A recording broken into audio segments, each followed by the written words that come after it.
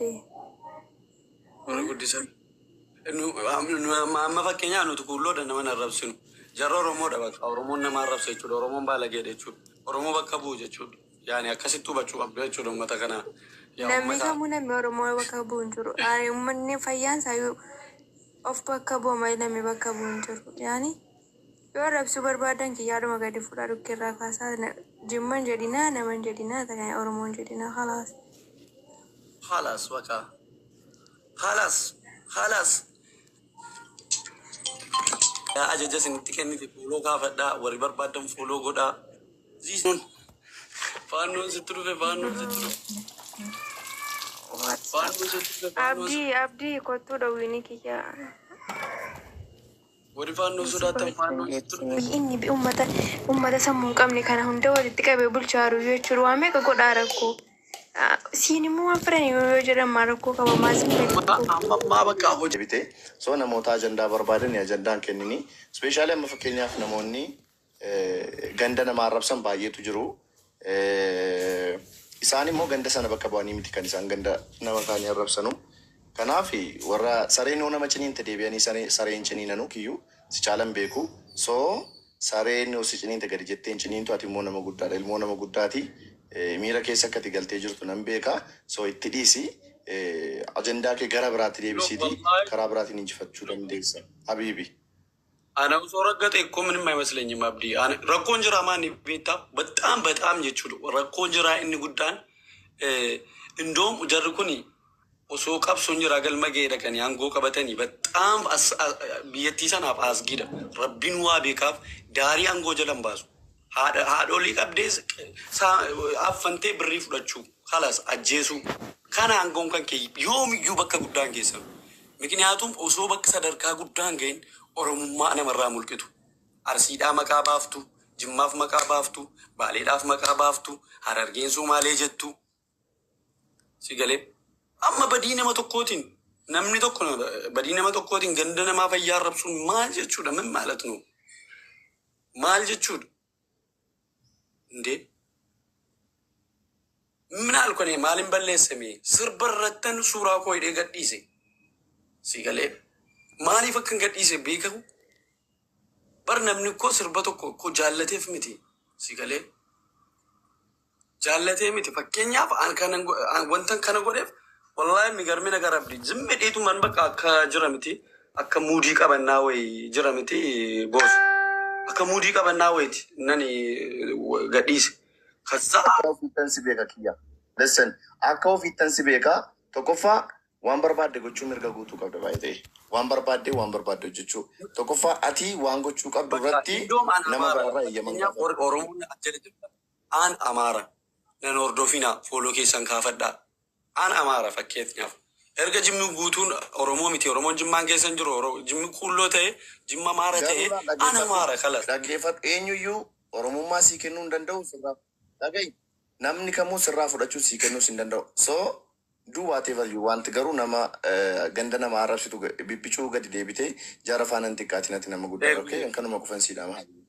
Eshi Bu'eeta kottu bu'eete uradaan ta'anii. Namni jedhaa jiru waa'ee keerraa kaasaniin dubbatanuu ajandaa gaarii kennite fooloorraa nagadataa jiru hin sobu hundi jaraayyuu hin sobula. Haala miira keessa seentee komentii jaraa ilaalte miira keessa seeniin bakka konfideensii taa'ee jiraadhu. Wallahi warri miidiyaa kanarratti ol baatee nama arrabsitu. Wallahi ani amma fakkeenyaaf ayyaana Aduwaarran ture dheengadda. Bakka ayyaana Aduwaatti kiyyaan maal godhe jedhiiti ijoollee sekkiriitii achirra turan ijoolleen Oromoo jechuudha achi turanii. Wallahi namichatti baangaalii asirratti Oromoo gaallaa itti arrabsaa ooltu beektaa biyya kana keessa jirtu. Paakistaanii uffata aadaa jira uffata aadaa dhumuutti uffatu sana. Kan faannoo carqii faannoo uffattee teessee Oromoo arrabsaa oolti beeka.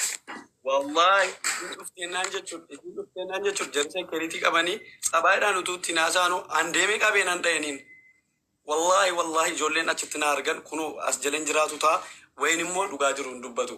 Ittiin wallolee jechuudha achirraan ari'aniin jechuudha. Poolisii waamuudhaa jedhee achi jarri sekkiriitii kadhatanii ari'aniin si galee. Nama warri miidiyaa kanarratti qabsaan Oromoo ofiin jettu jechuudha. Gaafa jara argite jechuudha fooxaa jala baddee wajjin suuraa kaati. Galgalli bultii Alaa jira waliin. Ela amma jechuudha.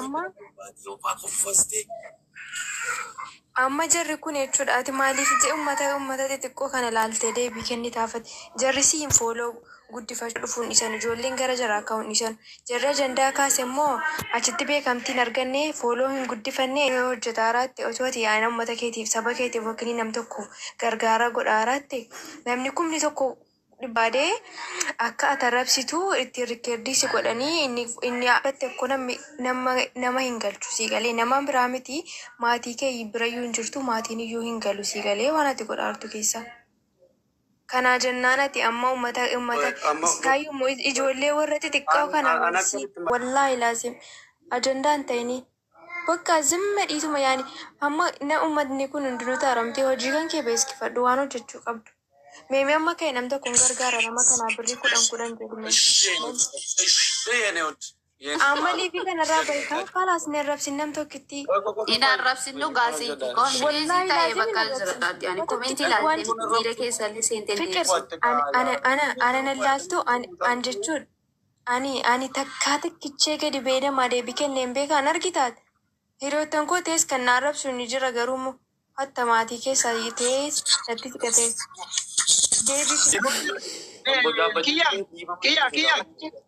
Kia. Dokter Akram miliyoon lijaaf gabaa. Qaalitti afaan baallis irraaqii jechuudha. Irraaqii. Dhibee gandummaa qaban kuni yoo jimmaan kana ol fuudhanii gadi fuudhanii narrabsine gahee qabsoo waan hin baanne. Jimmaan keessa makamu malee akkamiin? Dirqama makamuu qaba. Jimmaan arrabsuudha. Jimmaan eenyu ta'uudha qabsoon keessan. Bakka kiyyaas raggate. Si galee jimman raggatee si bulchaara. Raggatee jechuun haadha raawwu. Dammoosii akka kanaati kana caaluu ajjeesisiisteedha. Kana caaluu ajjeese eenyu? Kana caaluu ajjeese shanee miti? Isinii miti? Kana caaluu ajjeese. Kana caaluu nyaate isinii miti? Gadhee. Simintoo faabrikaa maal ta'e mootummaadhaaf sirbee mootummaa Oromoo ganee maal qabsoo kee qabsoo xiraawaa. Inni amna qimii maalii qabaddee nama wanta tokko godhan. Adillam sagalee dhuma wayii qaban si jammar qabsoo miidiyaa tabaltoobbataan hin jiru qabsoo miidiyaa. Achi bosona galtee dhumtaa wayi dhettee biyyatti dhamtaa wayi hin jiru qabsoo wanta dhabu biyya keessa. Qabsoon badee jira biyya keessa. Hacaaluu ofumaa nyaattee kaatee ishee akka kanaati. Ishee akka ijoollee jimmaa kanaati kuuloo jimmaa kanaati isheen hacaaluu nyaatti. Uummanni jimmaa jaalala akka uummata jimmaa hacaaluu jaallatu amboon inni keessatti dhalate hacaaluu akka uummata jimmaa waan jaallatan natti hin fakkaatu. Sitti himaa jechuudha. Inni illee akkatti jaallatu hin beekta jechuudha. Uummata sanaaf sirbee dura si galee jimmaan ati har'a xiqqeessitu gaafa uummanni kee buqqee beelee waan nyaatu dhabee Oromoo na qaqqabaa jedhee kurrifatu kan qaqqabuuf jimmata si galee. Oromoo na qaqqabaa jettee gaafa boossu yeeyyee jettee miidiyaa kanarra dhuftee gaafa boossu ka gargaarsa godhu kanneen akka raayyaa abbaa maccaadha. Si galee jimmatti dhalate jaallatte jibbite gaafa jimmi kuulloo ta'u ka gargaarsa ruuza daqiiqii birrii fidee maxxalaa sharaa fidee waxxaree bakka teessu dhabdinaan si teessisaa si boqachiisaa ture kullicha amaarticha ati amaara itti arrabsitu. Jimma keessatti dhalate raayyaa abbaa maccaa sanuu abbaa maccaa si galee yoo akkas ta'e jechuudha. Si galee biyyatti angoo isin maraattanuuf Finfinnee deemtanii shaayeen dhuudhamu. Shaayee dhuudhanii hin galtan Finfinnee deemtanii. Haga fedhe Abiyyi bulcha. Angoon warra gandummaa hin qabne warra biyyaaf yaadan kan warra biyyaaf yaadanii malee kan qushaashota osoo humna wayii argattee jimmaan balleessuuf deemtu. Oromoo gandaan fixuu deemtu.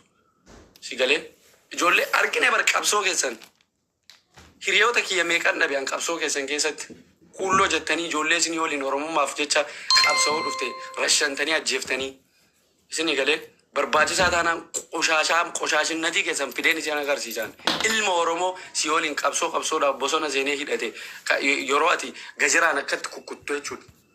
Siifin fidaan